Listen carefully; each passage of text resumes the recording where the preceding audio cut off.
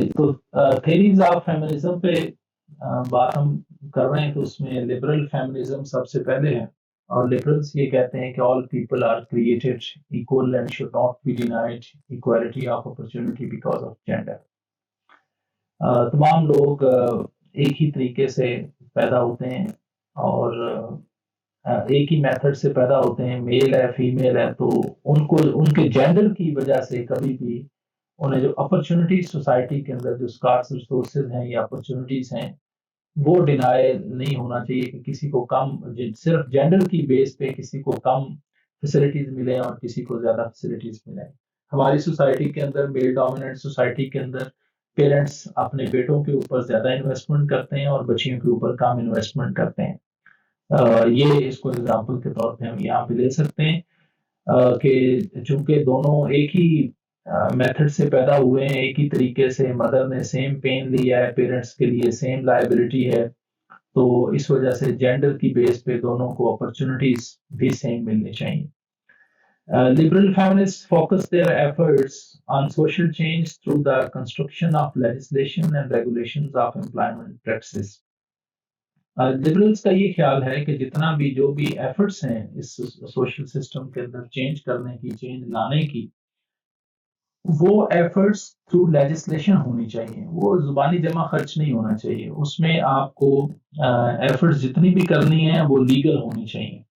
اس کے لیے آپ جو بھی قانون بنائیں، قانون ساز اسمبلیوں سے پاس کروائیں، واٹ ایور جو بھی میتھڈولوجی یوز کریں، لیکن جو بھی چیز ہو وہ لیگل ہو. یوزلی کہا جاتا ہے کہ ہاں ٹھیک ہے ایسا ہم کر لیں گے، یہ چیز ہو جائے گی، اس طرح ہو جائے گا. لبرل فیمنزم کا خیال ہے کہ یہ سوسائٹی کے اوپر اس کو نہیں چھوڑنا چاہیے، بلکہ اس کے لیے پراپر رولز اینڈ ریگولیشنز بنانے چاہیے. لائک امپلائمنٹ پریکٹسز ہیں تو اس کے بھی پراپر رولز اینڈ ریگولیشنز ہونے چاہیے. اس کے اندر بھی آپ کو میل فیمیل کا پرسپیکٹو جو بھی ہے اس کو لیگل فریم ورک کے تحت اسٹڈی کرنا چاہیے، لیگل فریم ورک میں اس کو لے کے آنا چاہیے. پھر لبرلز کا یہ خیال ہے کہ inequality stems from the denial of equal rights and the primary obstacle to equality is sexism. ان کا یہ خیال ہے کہ جو انیکوالٹی ہے، جو سوسائٹی کے اندر انیکوالٹی آتی ہے، وہ بنیادی طور پہ ڈینائل آف ایکول رائٹ سے آتی ہے. جب بھی سوسائٹی میں انیکوالٹی آئے گی، جب بھی کوئی چیز آئے گی، تو اس کی پرائمری آبسٹیکل جو ہے جو انیکوالٹی کی آ رہی ہے وہ سیکسزم ہے، کہ آپ میل فیمیل کی بنیاد کے اوپر، اگر یہ تو خواتین ہیں، ان خواتین کو تو بس اتنا ہی مل جانا چاہیے، ان کا یہ کام ہے، میل کو پریورٹی ہے، دس اینڈ دیٹ. تو وہ یہ کہتے ہیں کہ جو بنیادی طور پہ جو انیکوالٹی آتی ہے، جو اس کی جڑ ہے، وہ ایکول رائٹس نہ دینے کا جو ڈینائل موڈ ہے اس کی وجہ سے وہ آتی ہے. اور یہ سب سے بڑی آبسٹیکل ہے، سب سے بڑی رکاوٹ ہے ایکوالٹی کے راستے میں، اور وہ سیکسزم ہے. کہ جب آپ سیکسسٹ کمنٹ کرتے ہیں، جب آپ سیکسسٹ اپروچ رکھتے ہیں، سیکسسٹ اپروچ یہ ہے کہ بھئی آپ کسی کو اس کو میل اور فیمیل کے پیمانے پہ جج کریں، اس کے سیکس کی بیس پہ اس کو جج کریں، اس کا سیکس میل ہے یا فیمیل ہے اس کی بیس پہ اس کو جج کریں. اور یہ تو لڑکی ہے تو لڑکی جو ہے وہ ڈرائیونگ نہیں کر سکتی، لڑکی فلاں کام نہیں کر سکتا ہے. ہمارے ہاں جنرلی یہی ہوتا ہے، ڈرائیو آپ کر رہے ہیں تو وہ دیکھو یار خاتون جا رہی ہے، بس اس سے بچ کے یہ تو گاڑی مار دے گی، تو دس اینڈ دیٹ. یہ اس قسم کے کمنٹس جو ہیں وہ سیکسسٹ کمنٹ ہوتے ہیں. تو لبرلز کا یہ خیال ہے کہ جو سب سے پرائمری جڑ ہے، جو اس کے آبسٹیکل ہے، وہ سیکسزم ہے. اور اسے جب تک آپ ریموو نہیں کریں گے تو اس وقت تک سوسائٹی کے اندر ایکوالٹی نہیں آ سکتی. اور دوسرے نمبر پہ جب تک آپ لیگل فریم ورک میں نہیں لے کے آئیں گے، جب تک آپ اس کے لیے رولز اینڈ ریگولیشنز نہیں بنائیں گے، اس وقت تک آپ سوسائٹی میں ایکوالٹی نہیں لا سکتے. اس کے بعد ہے جی مارکسسٹ فیمنزم. تو مارکسسٹ اسکول آف تھاٹ یہ کہتا ہے کہ ڈویژن آف، یہ چونکہ Marxist school of thought basically division of labour کے اوپر ہے، تو یہ کہہ رہے ہیں کہ division of labour is related to gender role expectations and females give birth male left to support family. Bourgeois men proletariat women, اس پہ بات کرتے ہیں کہ یہ کیا چیز ہے. تو ان کا یہ خیال ہے کہ جو ڈویژن آف لیبر ہے وہ جینڈر رولز کے اوپر ہے. جو آپ کے جینڈر رولز ہوتے ہیں تو اس جینڈر رول سے جو ایکسپیکٹ کیا جاتا ہے اس کی بیس پہ سارا آپ کا جو سلسلہ ہے وہ چلتا ہے. بھائی یہ اپنے مائک آپ لوگ آف کیا کریں.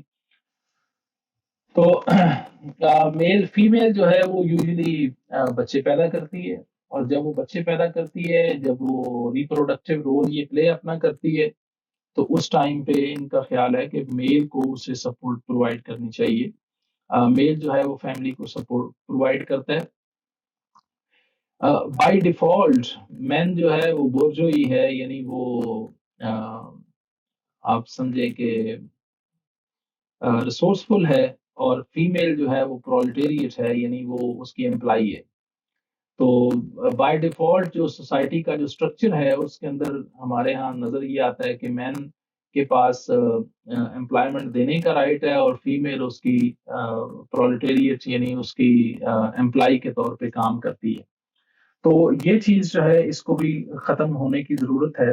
تو دونوں کا جو رائٹس ہے، مارکسسٹ کا یہ خیال ہے کہ جو دونوں کا ہے وہ اس کی لیبر جو ہے اس کو بھی کوانٹیفائی ہونا چاہیے.